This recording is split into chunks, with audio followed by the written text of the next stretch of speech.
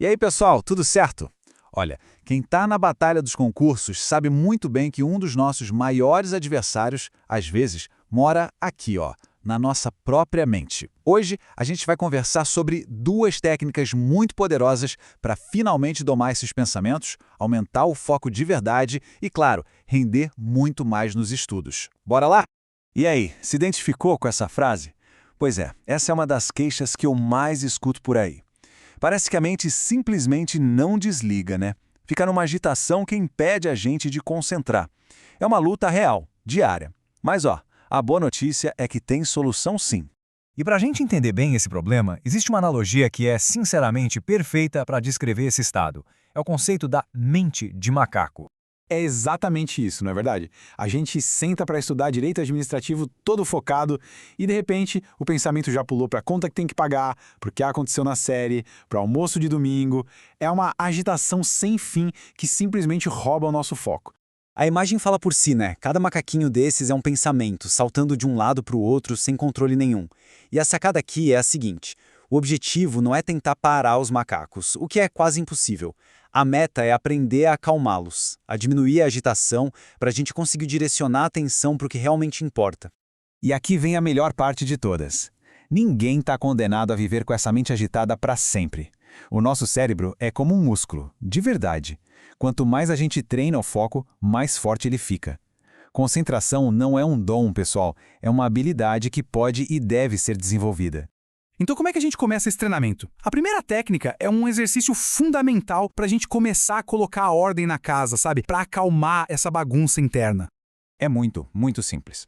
Antes de abrir o livro, tire 1 ou 2 minutinhos para isso. Sente-se de forma confortável, feche os olhos e apenas observe a sua respiração. Sinta o ar entrando, o abdômen subindo um pouco, o ar saindo. Toda a atenção vai para esse processo, mais nada. Mas qual a ligação disso com os estudos? Ora, toda. Quando a gente treina a mente para focar em algo tão básico quanto a respiração, estamos fortalecendo o músculo da atenção.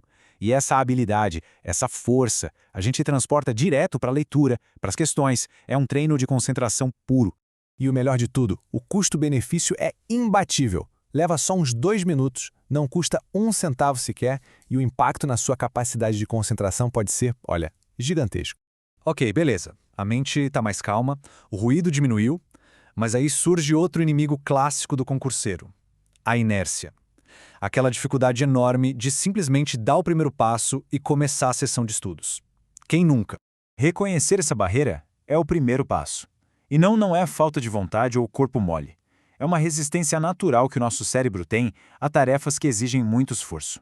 Essa frase resume tudo. Olhar para aquela pilha de livros, pensar na meta de estudar 4 horas seguidas. Isso pode ser paralisante, dá um desânimo só de pensar. Mas, felizmente, existe uma forma bem inteligente de contornar isso.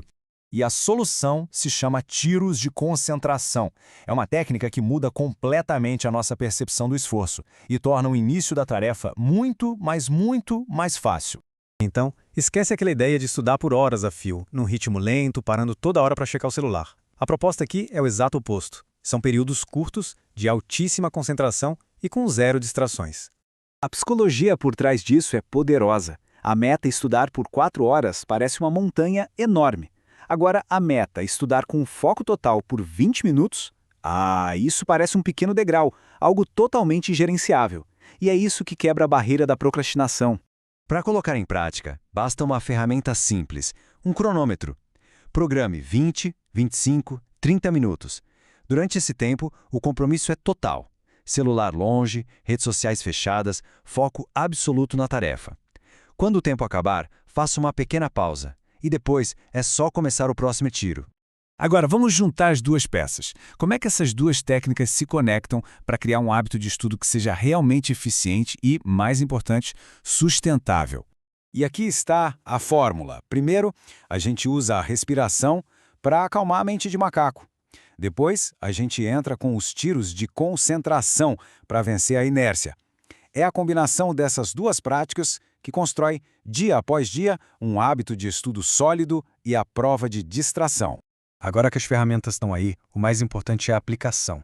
Então, a pergunta final é um convite à ação. Qual matéria vai receber o seu primeiro tiro de concentração ainda hoje? Não deixe para depois. Comece agora. Bons estudos!